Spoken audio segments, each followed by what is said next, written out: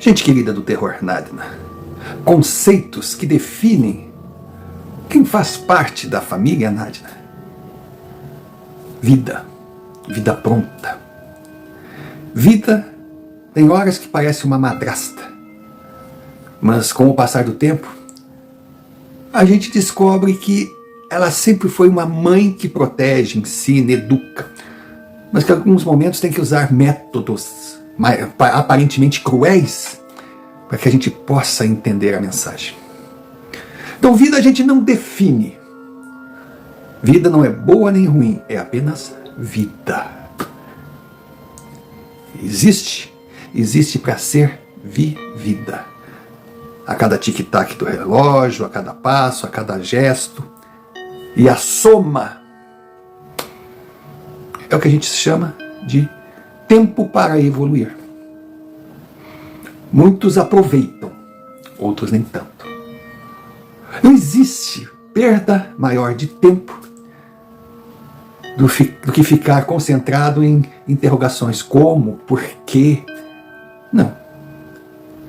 Não, porque simplesmente nós não encontraremos respostas, porque temos dúvidas. Mas não é o repetir perguntas o caminho para o aprendizado. Por essa razão o canal vive afirmando. A gente aprende observando experiências vividas por gente igual a gente. Então eu peço, por favor, assista o relato que começa agora até o final e tire suas conclusões.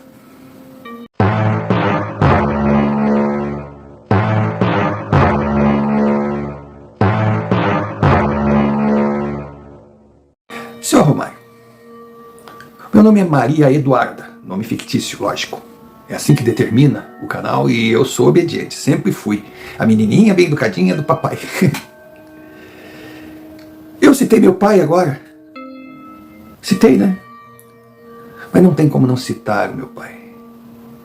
Meu pai foi sempre o meu tudo, o meu centro, o meu poço de sapiência, a maturidade, a inteligência, a palavra certa na hora certa, o saber se portar. E olha que eu estou falando de um homem nascido e criado em sítio, que passou a vida toda no sol a sol, tirando o sustento da terra. O meu pai era aquele sujeito de rotina, não era todo meloso, não. Mas ele sabia se colocar de uma forma que a sua presença não pesava, muito pelo contrário. Ele, nas atitudes mais simples, mais comuns, trazia tranquilidade. O mundo podia estar despencando lá fora. Meu pai está aqui, eu estou protegida. É assim que eu pensava, era assim que pensavam meus irmãos. E olha que eu estou falando de uma matilha de 6. E desses 6, eu era a mais velha. Minha mãe era aquela dona de casa. A gente dizia que o papai era malandro, porque ele fazia o lado bonito.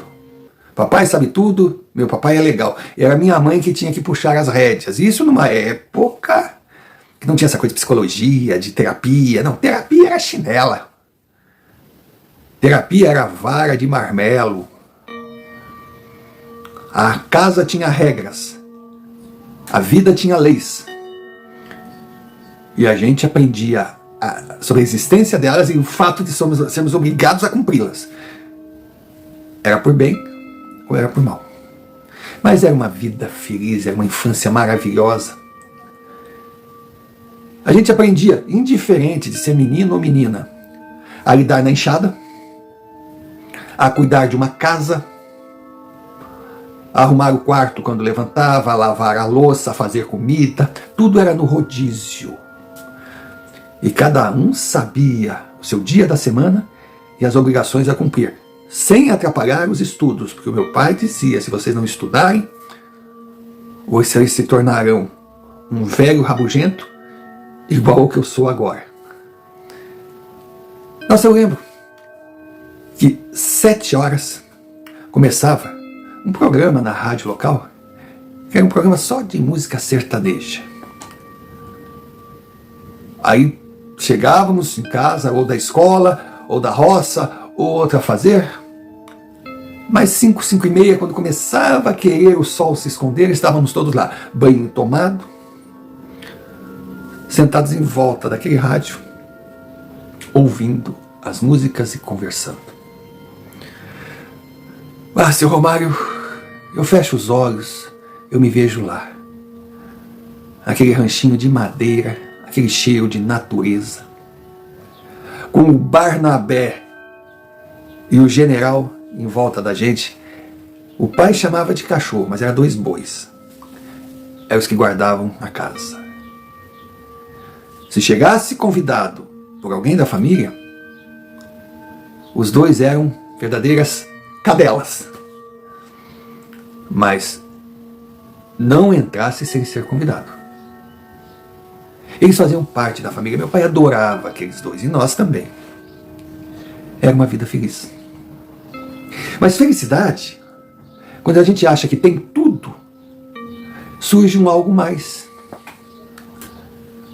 Aí sem eira nem beira, vamos dizer assim, não sei se cabe essa expressão, mas estava eu ali, jogando conversa fora com o abacateiro, pensando na morte da bezerra, mas sabe, voando. Quando de repente, o meu pai tinha encomendado umas madeiras para montar um galpão nos fundos do sítio. Aí bate o portão, o general já olhou com aquela cara não muito amistosa, digo, general, quieto. Aí ele já sentou, já abanou o rabinho, já foi pro portão. E eu fui. Sabe quando a gente vai assim, e de repente está em câmera lenta? Eu vi aquele menino lindo do outro lado do muro. Meu Deus do céu, meu coração. Eu tremi, eu nunca tinha sentido aquilo na minha vida. E eu já ia fazer 16 anos, era uma moça.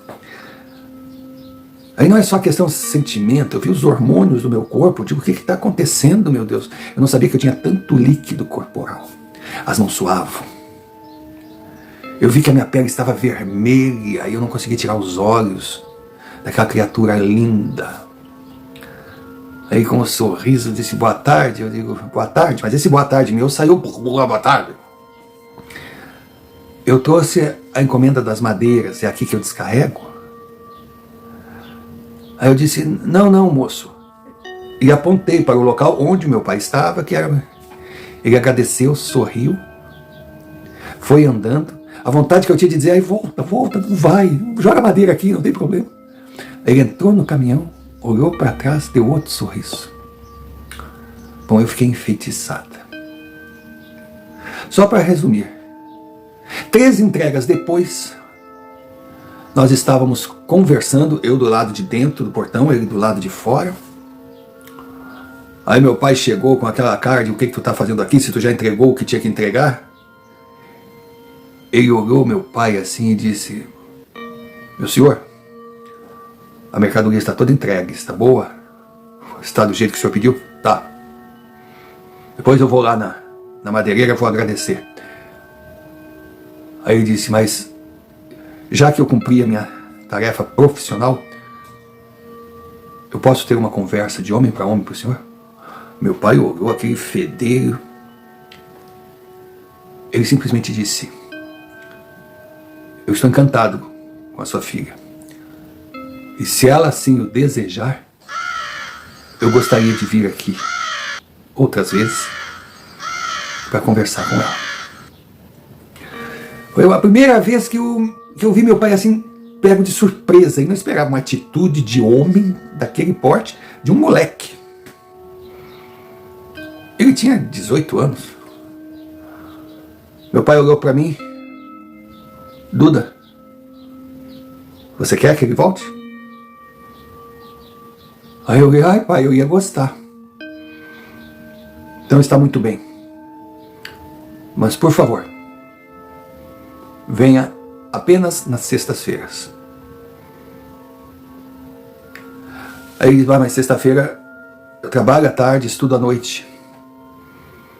O senhor não poderia permitir que eu viesse no sábado à tarde? Meu pai olhou para ele assim, tipo, mas que sujeitinho folgado, mas de alguma maneira eu percebia que o meu velho pai admirava. Assim, de repente, Era um menino que mostrou ser trabalhador, porque toda vez que ele vinha entregar o material, ele descarregava, só perguntava onde colocar, cumpria e tinha respeitado a nossa casa. Tá bem, pode vir no próximo sábado, depois a gente vê como fica. Então, senhor Romário, o depois a gente vê como fica. 2 anos se passaram. Eu estava indo embora para a cidade para morar com o meu marido. Claro que a vida é cheia de opções. Quando você escolhe uma, você abre mão de outra. Não tem como, tudo tem um preço a pagar. Nossa, a minha casinha era o sonho de toda menina. Só faltava a cerquinha branca, as flores na janela. Mas eu realmente tinha casado com um homem de 20 anos, maduro, e que me tirou de dentro da minha casa para me colocar dentro da minha casa. Não era nenhuma mansão, mas era o meu castelo. Só que, claro, eu estava feliz. Mas quando chegava a hora do programa no rádio, quando chegava a hora do almoço, que levantava toda aquela gurizada da mesa, cada um sabendo o que ia fazer, lavar a louça, limpar o chão, né? Quando eu voltava da escola, eu era recebido por aqueles 2 bois. Sabe, o perfume do cair da tarde no campo, o acordar com o galo cantando, o ouvir a voz do meu pai e da minha mãe conversando ao longe, tudo virou saudade. Mas não que eu estivesse arrependida, não. Eu sabia que eu tinha começado outra fase da minha vida que seria tão feliz quanto. E a minha felicidade cresceu quando eu comecei a sentir enjoos e descobri que estava grávida. Meu Deus, quando eu contei para minha mãe, ela me abraçava, ela chorava, meus irmãos vieram tudo, meu pai ficou assim. Eu disse, pai, parece que o senhor não está satisfeito, feliz, o senhor vai ter um neto. Ele, tô, mas deixa eu fazer conta. Se fizer menos de 9 meses que tu casou, eu mato aquele cara. Mas rio. Foi. Aqueles 9 meses esperando a minha filha foram de uma felicidade. Eu era a menina, eu era a mulher mais realizada do planeta. Aí nasceu Ana Paula. E a gravidez, ela não foi solitária. Porque, pasmem, o meu marido tinha um amigo de infância, mas que há muito tempo não se viam, porque, claro, né, as vidas se separam. Mas os dois moravam na mesma cidade, a nossa cidade não era gigantesca, não era pequena, tinha uns 80 mil habitantes. É claro que eles não se encontravam. E por coincidência, quando eu fazia o acompanhamento no consultório da médica, eu conheci Marina. E Marina era esposa do Danilo, que era o amigo de infância do meu marido. Seu Romário, Marina e eu nos tornamos irmãs. E a gravidez correu em paralelo. Nós combinávamos como é que íamos montar o quarto, nós trocávamos ideias, íamos em revistas para ver a decoração, a roupa, o que usaria no dia do parto, como é que faríamos, como é que... Foi lindo. Foi lindo. E eu estava já com 4 semanas, 4 a 5. Já Marina tinha recém descoberto que estava grávida. Então eu estava, digamos assim, sempre 1 mês e meio na frente. Mas quando eu fui para a maternidade, aquilo parecia uma caravana. Era meu marido, era meu pai, era minha mãe, era meus irmãos, era Marina, era o pai de Marina, era a mãe de Marina, eram os irmãos de Marina, era Danilo, aquela sala de espera. Aquilo parecia um comício político. E quando Ana chorou com aquele pulmão saudável. O hospital todo chorou. A primeira que quis pegar Ana no colo foi Marina. E já dizia, é minha filhada, deixa eu pegar. Aí eu olhei pro meu marido e ele olhou pra mim. Você convidou? Não. Eu também não. E agora? Você que sabe, eu dizia. Aí ele olhou pra Marina. Isso, cuida da tua filhadinha, hein? Senão eu convido outra. Nossa! Danilo chegou perto dela. Ela disse, viu só? Nós vamos batizar. Ele olhou, mas também livre, espontânea pressão. Então vamos trocar. Fazer um troca aí. A gente batiza a Ana. Um prazer. Só se vocês aceitarem. E batizar o nosso filho. Era uma amizade incrível. Quando eu fui para casa, Marina foi junto. Parecia que ela treinava como fazer com a sua futura filha. Ela me ajudava a dar banho, mesmo com aquele barrigão. Ela curtia a sua filhada. Passaram algumas semanas e lá estava Marina. Era o dia de nascer a nossa ou o nosso afilhadinho. E o hospital estava igualmente cheio. Só que a atmosfera foi outra. Nasceu a Roberta. Mas o médico, ao dar a notícia, não foi aquela felicidade. Não foram os charutos. Ele disse que Roberta nascera com um problema. Que ficaria na incubadora. Que merecia cuidados. Senhor Mário,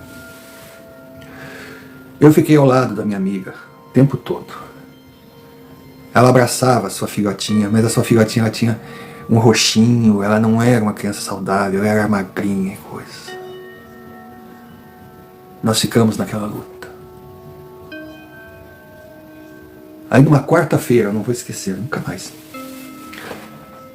Nós estávamos ali, eu cuidando de Marina, ela já estava em casa.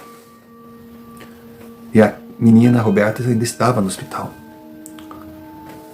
Quando apareceu uma mulher na casa. Uma mulher bonita. Aí eu olhei. Depois eu olhei para Marina. Ela parecia não enxergar aquela mulher. Eu perguntei, pois não.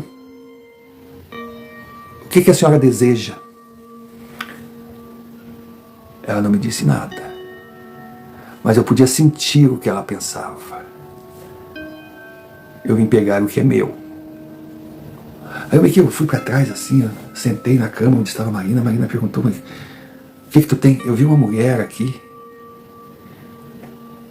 E ela me disse uma coisa estranha. Aí a Marina perguntou, eu ainda comentei, ela disse, eu vim buscar o que é meu. A Marina fez o sinal da cruz, para com isso, meu bebê, meu bebê. Eu disse, Marina, o que tem a Roberta? A Roberta está bem no hospital. Não, bebê, meu bebê, meu bebê, meu bebê, meu bebê. Ela entrou em pânico, de repente toca o telefone. Roberta tinha falecido. Não vingou, como diziam os antigos. Eu liguei para o Danilo, liguei para o meu marido, liguei para todo mundo. Peguei Marina, fomos para o hospital, chegamos quase todos ao mesmo tempo. Marina não quis aceitar, Marina abraçava sua filha, abraçava, não, deixa, ela é minha, vocês não vão levar, ninguém vai levar, nem vocês, nem aquela mulher, ela é minha filha, ela é minha filha, ela é minha filha, ela gritava. Bom, ela surtou, e não poderia ser diferente. O velório, aquela caixinha branca com aquele anjinho, e a minha amiga, dopada ali, o que eu considero um grande erro, eu acho que não devem, sabe, encher a pessoa que está perdendo um ente querido, que vai levar o corpo do seu ente querido para o descanso eterno, só para que não sofra ali, não, é uma dor que tem que sentir, porque eu acho que pior ainda é quando o efeito do remédio some. Foi triste, foi triste. Quando eu cheguei em casa, eu abracei a Ana, abracei, não deixei a Ana aí, mas eu abracei a Ana, abracei.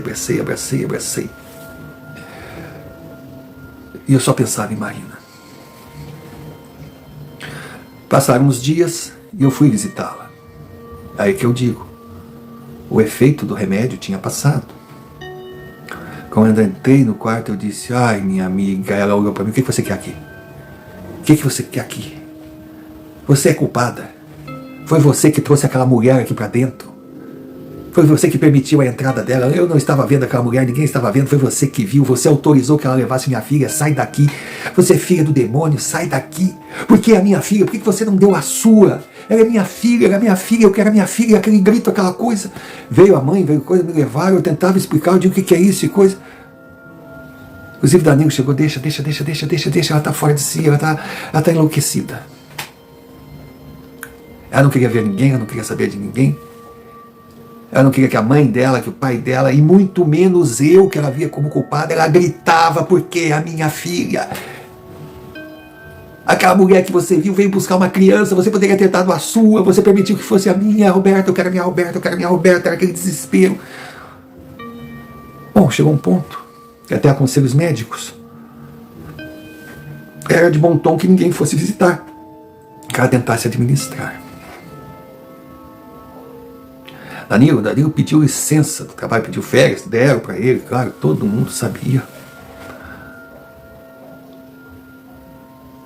Ficava o tempo todo com a esposa, e ela trancada no quarto, e ele dormia no outro quarto. E ela ficava sentada na cama e fazia assim, ó, e conversando. Ninguém sabia com quem que ela conversava, mas de cada 3 palavras, uma era Roberta. O tempo passou. E o pior aconteceu. Danilo acordou no meio da noite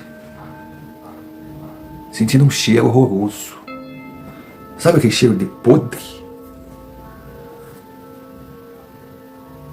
Ele saiu andando pela casa, chegou no quarto e encontrou Marina sentada numa poltrona que eles tinham no quarto de casal, com Roberta no colo. Roberta já no 4º, 5º dia. Aquela coisinha pequenininha, aquele corpinho pequenininho. Lógico, já em estágio de putrefação, e ela abraçava e cantava para a filha dormir. Quando ele entrou, ela disse, ó, querido, nossa filha está de volta.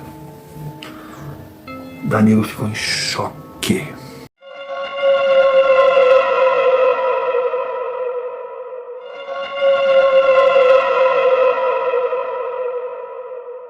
Mais uma vez interrompo o vídeo para fazer um pedido de algo que é muito importante para nós. Prometo ser o mais rápido possível. Se não está inscrito no canal, inscreva-se. Deixe o seu like. Comente, compartilhe, clique sino de notificações. Se achar que merecemos, envie-nos um Pix. QR Code na tela. Como também a chave. Você escolhe o caminho a seguir. Não esqueça de hypar. E se desejar, seja sócio do nosso clube da Confraria Narina. Torne-se membro. Será uma grande ajuda para o canal. E como recompensa, a gente enviará alguns vídeos exclusivos para você. E se fizer parte do grupo que envia suas mensagens, suas experiências via e-mail aqui na tela, muito obrigado. Mas muito obrigado mesmo, pois são essas histórias o combustível que move a engrenagem. Dado o recado, voltemos ao relato. Diante daquela cena, Danilo fez o que, acredito eu, qualquer pessoa faria. Pediu socorro. Ligou para a nossa casa, nós fomos até lá. Ligou para seus pais, ligou para os pais de Marina. Todos chegaram. O cheiro impregnava. Enquanto ela ficava ali, feliz, radiante, abraçando a sua filha.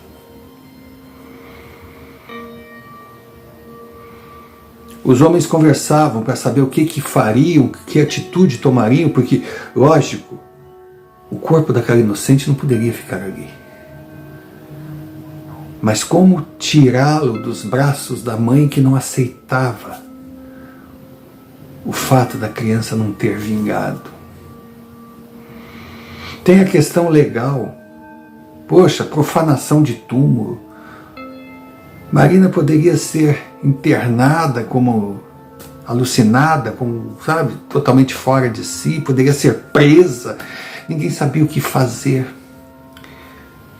Enquanto eles discutiam as questões legais, eu olhei para o fundo da casa assim e vi aquela mulher. Ela de longe, ela entrava em contato comigo, eu podia entender. Bom, primeiro, era só eu que enxergava. Não conseguia entender por que só eu enxergava aquela cretina. Se é que realmente fosse real, se é que fosse ela responsável, mas eu não, porque a Roberta já havia nascido com problema, mas a minha cabeça também estava a milhão, ver a minha amiga naquela situação, ter perdido a minha afilhada, depois de ter ouvido tudo aquilo que Marina jogou na minha cara como se eu fosse responsável, eu já começava a duvidar se era ou não, e ainda aquela criatura aparecendo para mim. E ela, sei lá, se por telepatia ou que raios que fosse, eu não sabia o que era aquilo, estava sorrindo e dizendo: fique tranquila, eu já levei o que é meu, podem ficar com a criança. Aquilo soava como deboche. Eu não queria comentar com ninguém o que eu estava vendo, porque se as pessoas estavam ali e não comentavam, é porque elas não estavam enxergando, aí a doida seria eu. Foi quando eu saí daquele transe, ao escutar, então está decidido. Aí que eu prestei atenção na solução, porque é engraçado, né? Danilo chamou todo mundo, mas quem determinou foi meu pai, naquele jeitão dele. Primeiro, chamar o médico. Segundo, ligar para um advogado. Terceiro, ligar para o delegado Aristides, que era um homem maravilhoso, um cara gente boa. Aquele delegado grandão que dava risada, que era, sabe, boa gente, amigão, mas não entrasse numa de bancar o vagabundo e tentar folgar com ele. Alguns ficaram assim, de chamar o delegado, outros de chamar o médico, porque de repente delegado e médico poderiam mandar prender ou internar, sabe aquela coisa toda? Mas foi a melhor coisa do mundo. Porque o médico veio, aí entrou no quarto, Marina olhou para ele: ô doutor, o senhor veio ver minha filha? Ele disse: vim, minha querida, vim ver você também, ver como é que vocês estão. Nós estamos ótimas, olha como ela está linda, e o cheiro, aquela coisa. Posso examinar? Claro, doutor, claro, mas cuidado, ela está dormindo. Aí ele pegou a criança, colocou sobre a cama. Aí Marina olhou: mas o senhor não vai examinar? Não, primeiro eu vou examinar você, querida, mas eu não tenho nada. Não, eu vou examinar você, porque ela está perfeita, ela está com uma saúde maravilhosa. Nossa, Marina sorriu.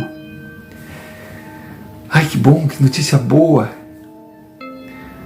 Ai, tem gente aí dizendo que eu ia perder minha filha. Não, fique calma, filha, fica. Quer dizer, ponto para o meu pai. O médico com certeza seria a única pessoa que Marina entregaria a sua filha. Então o primeiro passo foi dado, separaram a mãe da filha. Mas daí chegou a vez do delegado mostrar o seu preparo. Ele olhava com olhos que ninguém tinha. Aí perguntou para Danilo: qual foi a última vez que você viu a sua esposa? Ah, o Danilo, antes de deitar. Sim, mas que horas era isso? Não sei, eu acho que era 9 e pouco.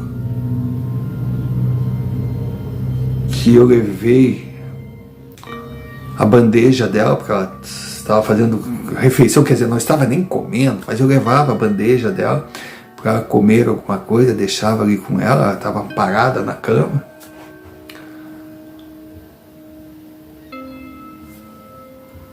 É, 9h30.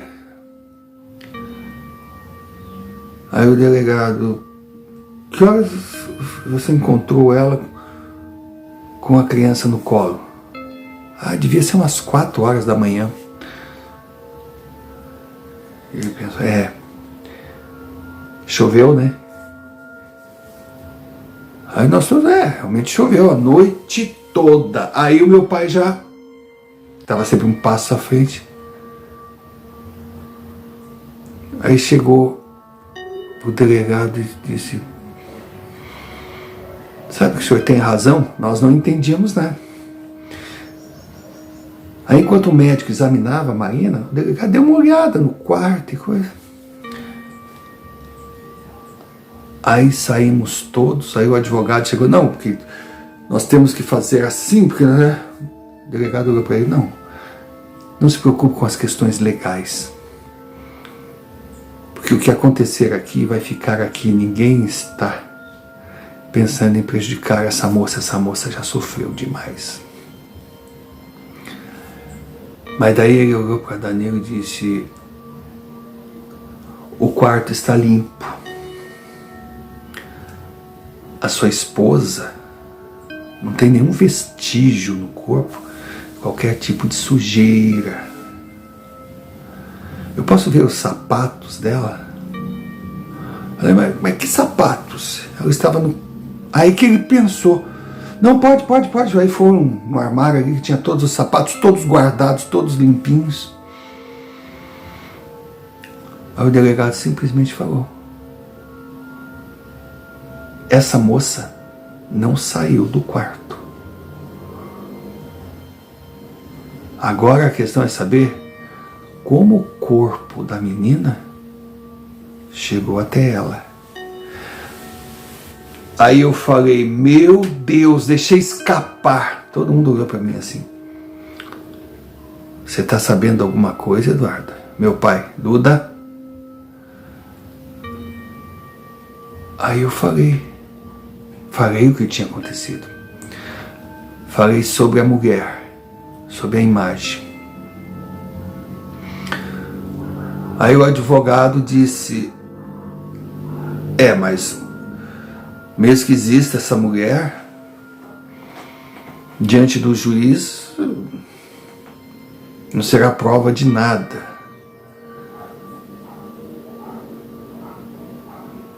Aí Aristides disse, tem algo acima do que consideramos normal acontecendo aqui. E ele virou para Danilo, mas com aquele olhar, imagina, um homenzarrão, pegou de surpresa. Você não tem nada a ver com isso, né? A reação de Danilo já disse tudo. Ele, desculpa, rapaz, eu queria ter certeza. Aí ele virou para todos e disse, olha, o que está acontecendo eu não sei, mas não é o caso agora. O que nós temos que fazer é tirar o corpo desse anjinho daqui, agora, porque o cheiro está impregnando, daqui um pouquinho chegará na vizinhança, levá-lo de volta onde ele nunca deveria ter saído. Enquanto isso, vamos deixar o doutor fazer a sua parte, que claramente ele estava ali dando um sossega-leão em Marina. E o senhor, doutor, olhou para o advogado? o senhor deixe tudo pronto, caso surja um boato amanhã, do cheiro, alguma coisa. Mas eu acredito que não vai precisar, mas vamos nos prevenir. Aí saíram meu pai, Danilo, delegado, levando aquele anjinho de volta para o cemitério. Senhor Romário, eles voltaram horas depois, boquiabertos. E a história que eles contaram foi tão estranha que, no fundo, eu dei graças a Deus. Eu digo, ninguém vai achar que eu estou ficando louca. Eles disseram que chegaram no cemitério, tudo alagado, tudo, já choveu a noite toda. Deixaram o corpo da criança num local protegido, olharam o túmulo que ficava numa capelinha de família. Ele estava inviolável. Não entenderam nada. Chamaram o responsável pelo cemitério. O responsável, quando chegou, olhou: meu bom Jesus, o que os senhores estão fazendo aqui? Eles contaram uma história e disseram que foram ali para devolver a criança e recolocaram no túmulo. Foi quando o responsável do cemitério olhou para eles e disse: que criança? Quando eles olharam, o corpo de Roberta não estava mais ali. Aí que o delegado fez questão de abrir o túmulo. Quando abriu, ali estava o caixãozinho. Roberta nunca tinha saído dali. Era algo impressionante. Aí quando retornaram para casa, que o médico, foram conversar com o médico disse: não, fiquem tranquilos, ela está bem. Aí foi que a minha mãe perguntou: está bem, mas o senhor deu algum medicamento? O que ela tem que ser internada? O que? Ele disse: não, ela está bem, ela está calma. Ela perguntou o que nós estávamos fazendo ali, ela não lembrava de absolutamente nada.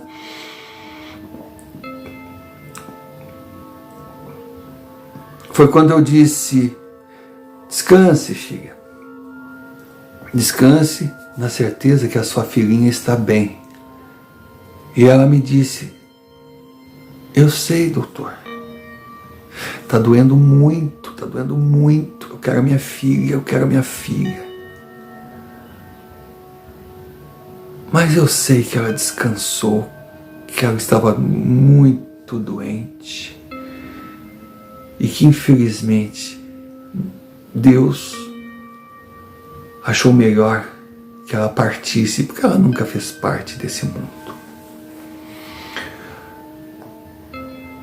Quando o doutor Sérgio falou aquilo, eu fui entrando no quarto.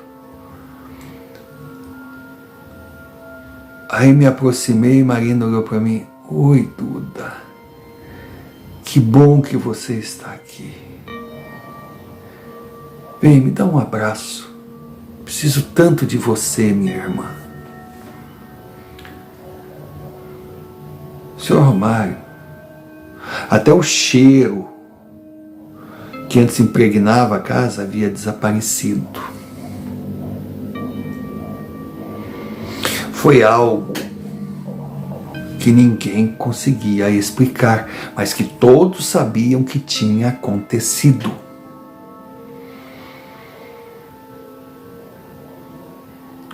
Aí o meu pai olhou para Danilo e disse: filho, cuide da sua esposa, não comente com ela nada do ocorrido aqui, mas algo me diz que o pior já passou. E fomos embora. Fomos embora. Quando eu cheguei em casa, Eduardo estava com uma das minhas irmãs que ficou cuidando dela. Aí eu abracei minha filha, eu beijei minha filha. Aí no meu apartamentinho era pequeno, minha família toda se acomodou ali. Ai, como era bom também ter o aconchego da minha gente. No outro dia foram embora. E nós não sabíamos o que pensar a respeito do que tinha acontecido.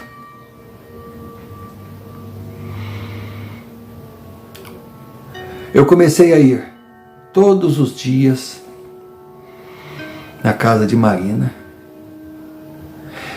Ela demonstrava assim uma melhora, algo impressionante, como se ela tivesse, sabe, ela tivesse acordado para uma realidade que a sua filha tinha de descansar, se bem que vivia com a foto dela, claro, aquela agonia, aquela falta, mas ela estava resignada.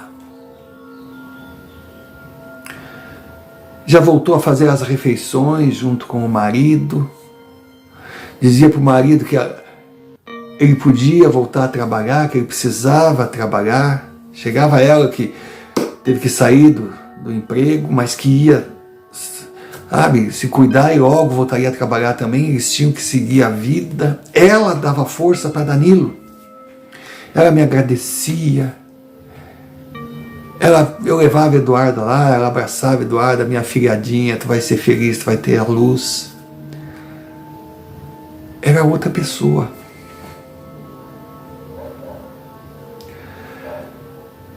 E de repente, uma noite normal, meu marido, como sempre, muito cansado, ele trabalhava dobrado, aquela coisa toda. Eu ainda não estava trabalhando, né, porque estava fazendo o resguardo, cumprindo o que eu tinha direito junto da minha filha. E aí ele jantou, foi dormir. Eu fiquei ali arrumando a cozinha, Eduardo já estava dormindo também. Depois que eu terminei tudo, eu fui no quarto da menina, porque ela já não estava mais dormindo com a gente não queria que ela acostumasse no nosso quarto, ela tinha o quartinho dela, o bercinho.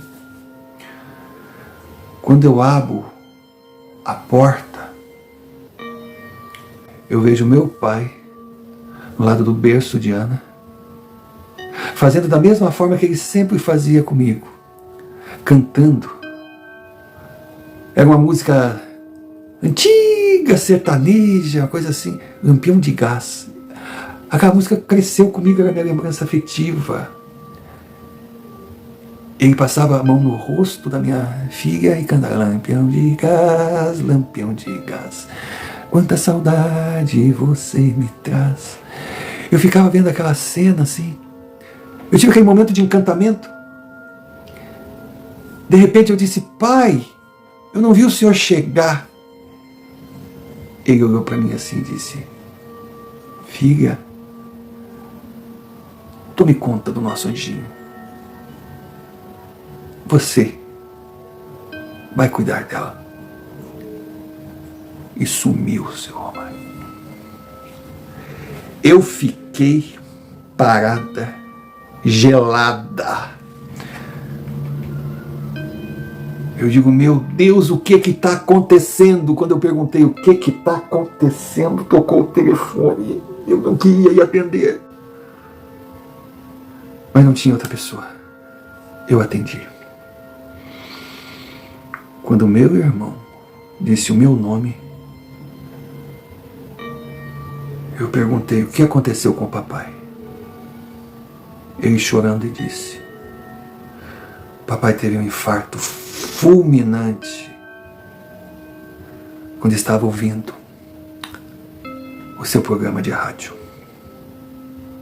Papai morreu. Senhor Romário, o meu pai morto.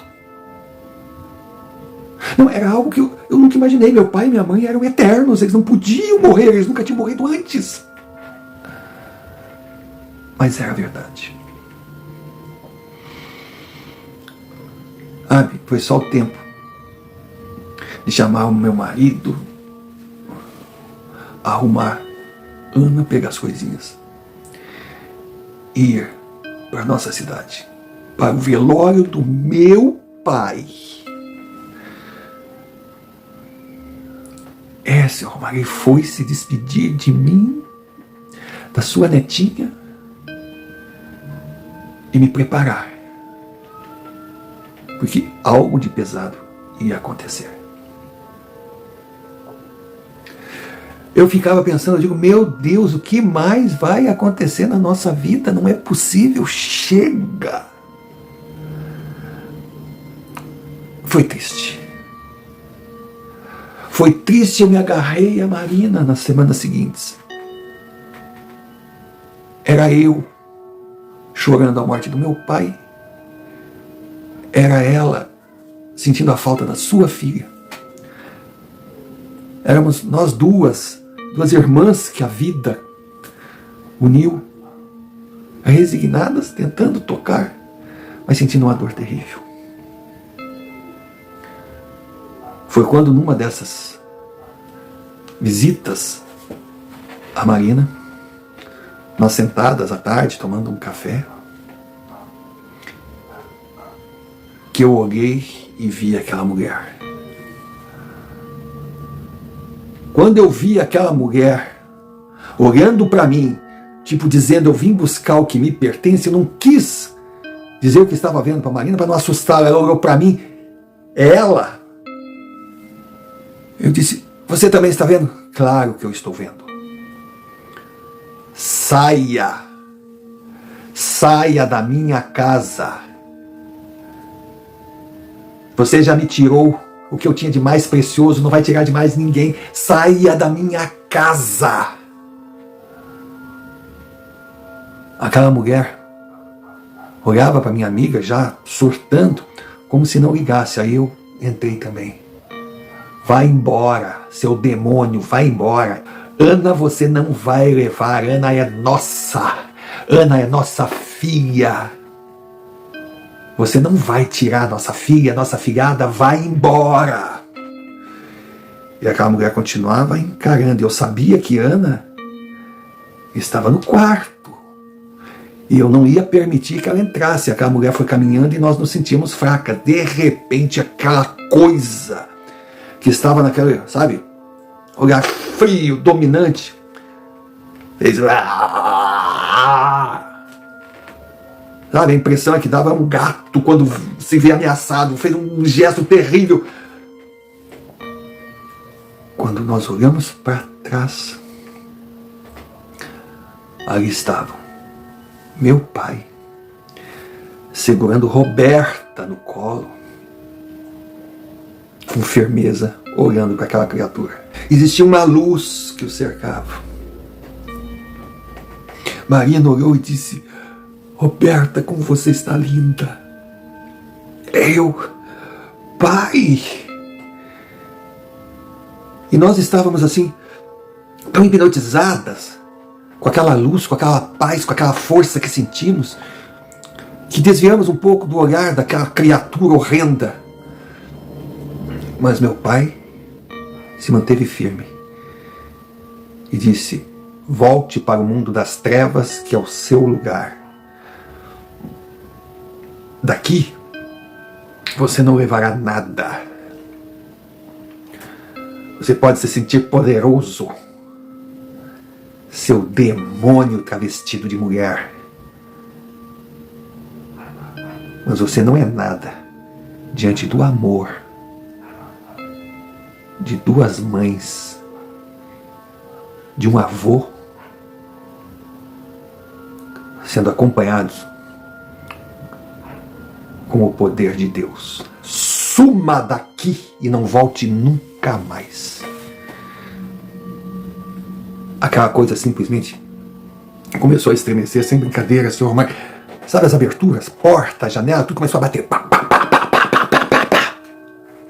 Trancou tudo. A luz começou a piscar, coisa. Eu fiquei com medo, sabe? Marina também, a gente olhava para tudo quanto era lado. Só que meu pai permanecia firme. Aí aquela criatura simplesmente... Eu digo falou, mas não é falou. É uma coisa meio telepatia, sei lá, não dá para explicar. Deixou claro. Eu só saio daqui com o que eu vim buscar. Meu pai olhou, sorriu e disse: você não tem como sair daqui, porque você não está aqui. Esse mundo não lhe pertence. Cara, a coisa começou a acalmar. As janelas abrindo devagarinho, as portas voltando ao normal. Aquela criatura sumindo na nossa frente. Parecia, sabe, se encolher. Parecia uma coisa indefesa, mas estava assim, sabe?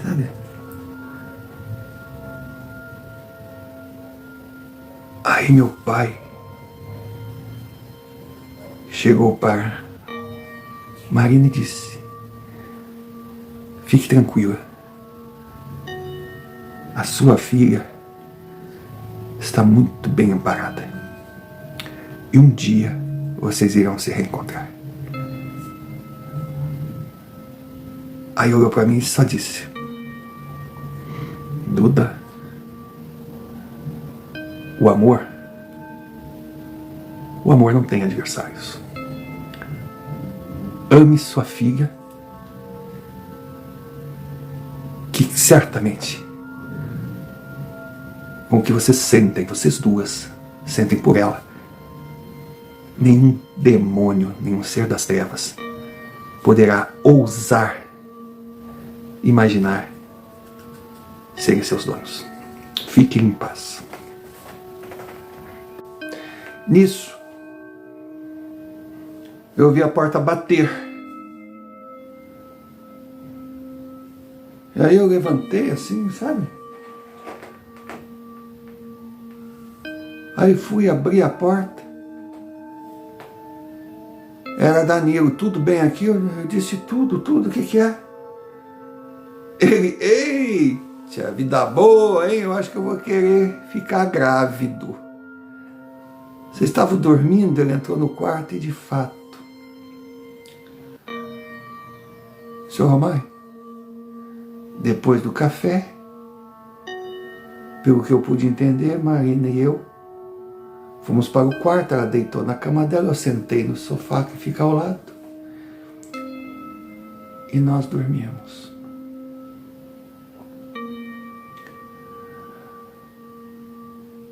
Só que quando eu cheguei no quarto, Marina olhou para mim e perguntou: foi um sonho? Eu disse: não, minha irmã, eu acredito que não. Eu acredito que foi uma manifestação da nossa vida real. E graças a Deus, nós conseguimos nos livrar de algo que sozinhas nós não conseguiríamos vencer. Danilo não entendeu nada, também não queria entender mais nada, porque ele já tinha passado por tudo. Aí já Marina levantou, foi ver o que eu queria e coisa, eu já fui embora. Voltei para casa, toquei minha vida. No outro dia fiz questão de ir na minha cidade, ir até o túmulo do meu pai e agradecer pelo sonho, ou então por ter nos dado a chance de voltar a sonhar com uma vida melhor. O tempo passou. 2 anos depois, eu comecei a sentir uns enjoos. Fui no médico. Quando eu vi o resultado, a primeira pessoa que eu quis contar foi para minha irmã Marina. Quando eu entro na casa dela, ela está com um sorriso e falou: eu tenho uma coisa para te contar, que bom que você veio aqui. Eu olhei para ela numa certeza que eu não sei de onde veio. Já sei, nós estamos grávidas. Seu Romário, eu tenho medo, por isso que eu pensei muito até contar essa história, tornar pública, que 99% das pessoas não irão acreditar. Por isso que eu confiei no seu canal, que mesmo que o senhor não acredite, o senhor irá tratá-la com respeito. Mas eu concluo dizendo que 9 meses depois nasceram o Arthur, meu filho lindo, e Virgínia, a irmãzinha de Roberta, que nasceu linda, saudável, e que Marina e Danilo fizeram questão que também fosse batizada por nós. E se alguém chegar até aqui e concluir que a história que ouviu não passa de uma novelinha onde tudo é arrumado para um final feliz, com certeza nunca foi pai, nunca foi mãe, nunca foi padrinho ou madrinha de coração.